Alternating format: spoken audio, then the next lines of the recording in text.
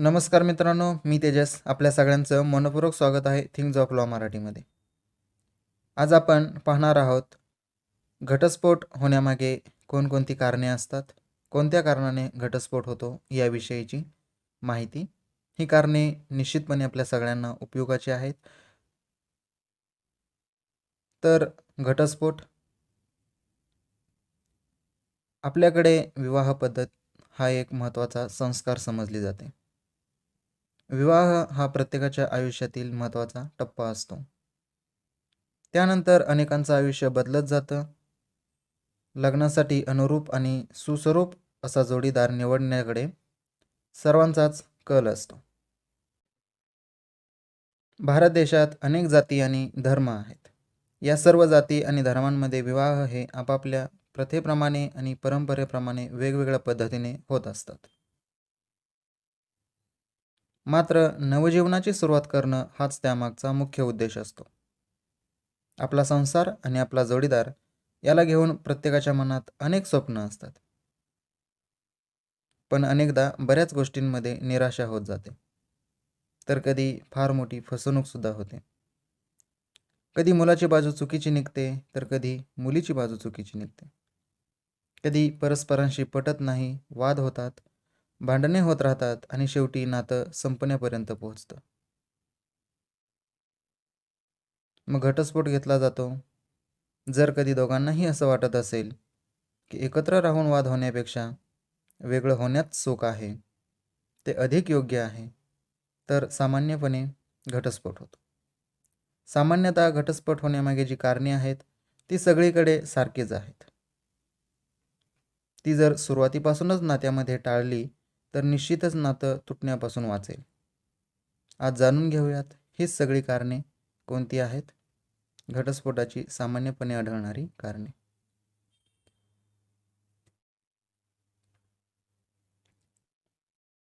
यामधलं पहिलं आहे नात्यांमध्ये स्पष्टपणाचा अभाव असणं.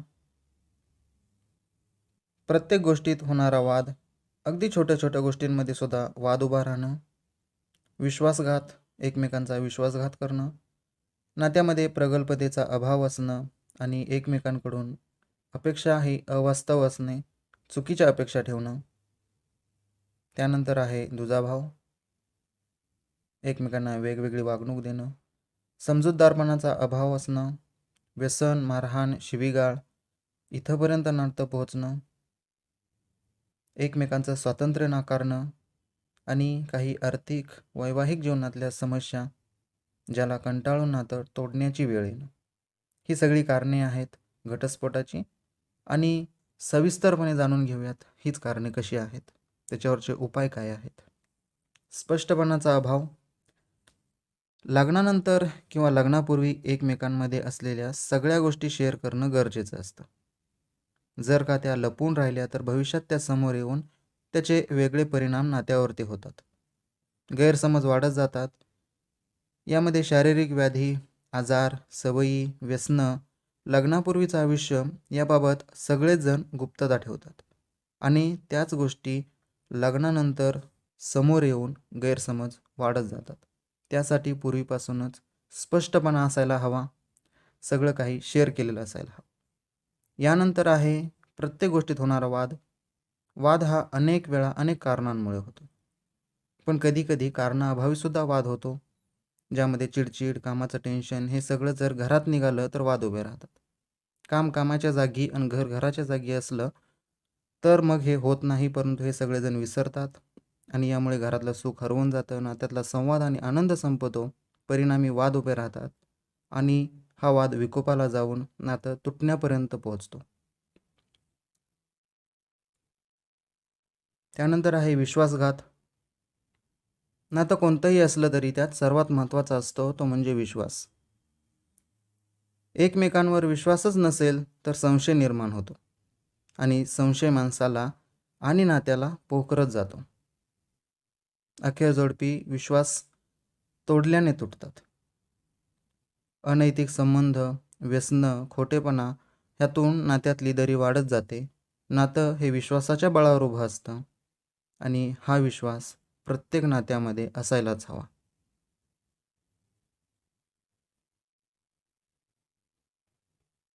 यानंतर आहे प्रगल्भतेचा अभाव.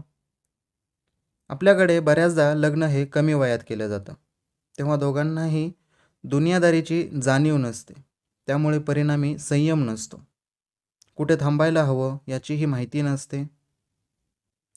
बायकोलाही मत आहे आणि नवराही आपल्याला बोलू शकतो, हे दोघांनाही कळायला हवं असतं. पण प्रगल्भतेचा अभाव असल्याने हे होत नाही आणि दोघांकडेही त्यातून वाद होतात.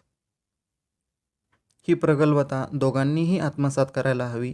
ती असेल तर अनेक गोष्टी समजून घ्यायला सोप्या जातात. यानंतर आहे अवास्तव अपेक्षा. नात्यातली अपेक्षा ही कोणाकडे बघून असायला नको. एखाद्याची श्रीमंती बघून आपलाही नवरा असाच असायला हवा असं म्हणून त्याच्याशी वाद करणं योग्य नाही.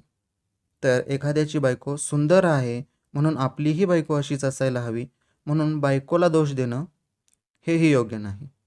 अपेक्षा ही अवास्तव असली की त्यातून वाद निर्माण होतात. त्यामुळे अशा अपेक्षा टाळायलाच हव्यात. यानंतर येतो तो नात्यांमधला दुजाभाव. खरं तर संसार हा दोघांचाही असतो. नवरा बायको या संसाररूपी रथाची 2 चाकं आहेत असं म्हटलं जातं. त्यामुळे संसारात दोघांचाही तेवढाच अधिकार आहे. जेवढा नवऱ्याचा आहे तेवढा बायकोचाही आहे. पण घरात मी म्हणेल तेच होईल अशी जर भूमिका असेल तर घरातलं सुख खूप लवकर हरवत जातं. दोघांच्याही मताला किंमत असावी. एकमेकांमध्ये जर दुजाभाव होत असेल तर ते नात्यासाठी हानिकारक आहे.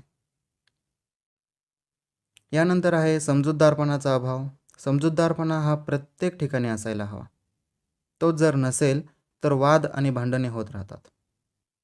पती रागावतो म्हणजे तो आपल्यालाच बोलू शकतो, इतरांना नाही, ही समज बायकोला असायला हवी. आणि आपण जर पत्नीला रागावतो, तिला बोलू शकतो, तर तिलासुद्धा तसा अधिकार आहे, तो असायला हवा, हेही पतीला समजायला हवं. एवढं साधा समजूतदारपणा जर त्यांच्यामध्ये असेल तर नात्यातली अनेक भांडणे सहजपणे विरून जातील.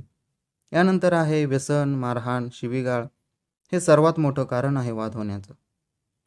व्यसन करणं हे सर्वात मोठं कारण आहे. व्यसन करून घरी मारहाण करणं हे कुठल्याही घरात होत असेल तर तिथे सुख नांदणार नाही. ह्या गोष्टी ज्या घरात असतील तिथलं सुख शांती खूप लवकर संपून जाईल. सतत वाद आणि आर्थिक अडचणी होतच राहतील. परिणामी नाती तुटतील, एकमेकांमध्ये जिव्हाळा निर्माण होणार नाही. व्यसन, मारहाण आणि परिणामी दिलेल्या शिव्या हे सगळं टाळायला पाहिजे. यानंतर आहे नाकारलेलं स्वातंत्र्य. आजकाल स्त्रियांसाठी अवकाश खुलं आहे. त्या शिक्षण, नोकरी, व्यवसाय इथे सगळीकडे जम बसवत आहेत. त्यामुळे प्रत्येकाला असं वाटतं की यासाठी घरातून पाठिंबा मिळायला हवा. पण जर का घरातून याला विरोध होत असेल तर मग त्यांच्या भावनांचा उद्रेक होतो. जसं आपण मुक्त आहोत तसंच आपली पत्नीसुद्धा मुक्त असली पाहिजे असं पुरुषाला वाटलं पाहिजे आणि स्त्रियांनीसुद्धा आपल्या नवऱ्याला प्रत्येक ठिकाणी काबूत ठेवण्याचं टाळलं पाहिजे. शेवटी आहे आर्थिक आणि वैवाहिक समस्या. आर्थिक समस्येमध्ये घर चालवण्यासाठी गरजेचा असतो तो म्हणजे पैसा. त्याचीच उणीव असेल तर वाद होत राहतात. त्यामुळे आर्थिक बाजू भक्कम असायला हवी.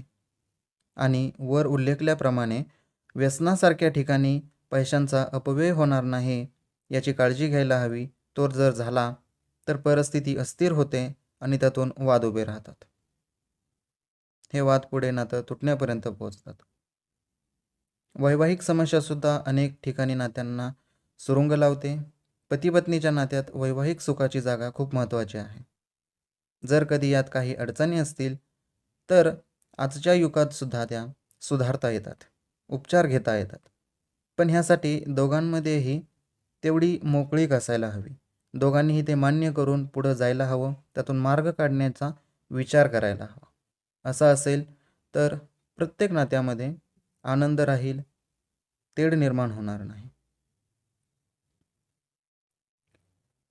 मित्रांनो, अनेक अभ्यासांमधून असंच दिसून येतं की आत्ता पाहिलेली हीच कारणे आहेत ज्यामुळे घटस्फोट होतात. एक सुंदर नातं संपतं, स्वप्न तुटतात, भविष्य अंधारात जातं आणि परिणामी मुलांची सुद्धा मनस्थिती विचलित होते. हीच कारणे जर टाळली तर संसार निश्चितपणे आनंदाचा होईल आणि आजच्या बदलत्या काळात, बदलत्या जीवनशैलीत, लघुकुटुंब प्रणालीत हे सगळं करणं गरजेचं आहे. तर ही सगळी होती कारणे घटस्फोटामागची, जी तुम्ही टाळायला हवीत. निश्चितपणे खात्री आहे तुम्हाला हा व्हिडिओ निश्चित उपयुक्त ठरेल, आवडलासुद्धा असेल. पाहत राहा थिंग्स ऑफ लॉ मराठी. खूप खूप धन्यवाद.